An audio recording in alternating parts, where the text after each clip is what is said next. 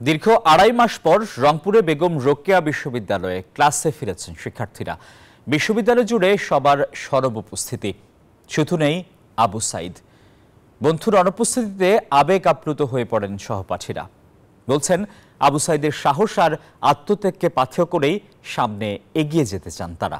রেজাউল করিম মানিকের তথ্য ছবিতে ডেস্ক রিপোর্ট। এই পথ মাড়িয়ে কত শত দিন হেঁটে গেছেন আবু সাইদ। এই ঘাস, ফুল, গাছ সবই যেন গল্প করছে তার। বৈষম্য বিরোধী ছাত্র আন্দোলনের প্রথম শহীদ আবু সাইদ গত ১৬ জুলাই পুলিশের গুলিতে নিহত হন বেগম রোকেয়া বিশ্ববিদ্যালয়ের ইংরেজি বিভাগের ২০১৯-২০ শিক্ষাবর্ষের শিক্ষার্থী ও বৈষম্য বিরোধী ছাত্র আন্দোলনের এই সমন্বয়ক। তারপর কেটে গেছে অনেকগুলো দিন। দীর্ঘ বিরতির পর সতীর্থরা ফিরে গেছেন চিরচেনা ক্যাম্পাসে। নীরব ক্যাম্পাস আবারও সরব হয়েছে, তবু কি যেন একটা নেই। শহীদ সাইদ ফেরেননি ক্লাসে, তবে বারবার ফিরে ফিরে আসেন বন্ধুদের গল্পে, আড্ডায়। আবু সাইদের প্রতি তাদের যে একটি মর্মবেদনা, সেই মর্মবেদনা তাদের মধ্যে কাজ করছে।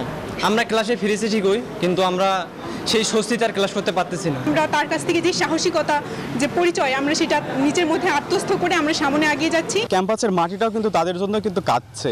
শুধু আমরা শিক্ষার্থীরাই কাঁদছি তা না, তার অনেক শিক্ষকও কিন্তু কাঁদছে। সাহসিকতার সাথে ভাই জীবন দিয়েছে এবং আমাদেরকে স্বাধীন করেছে।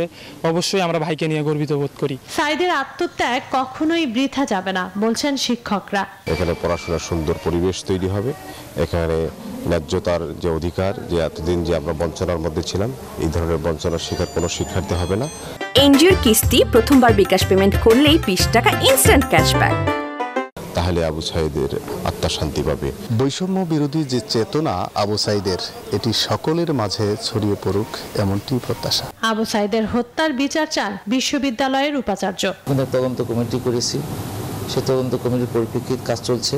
আমরা ৭ কর্মদিবস তাদেরকে দিয়েছি।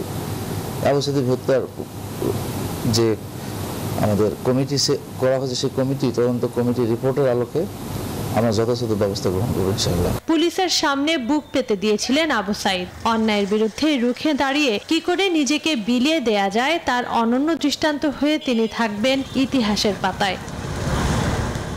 Desk report, news 24।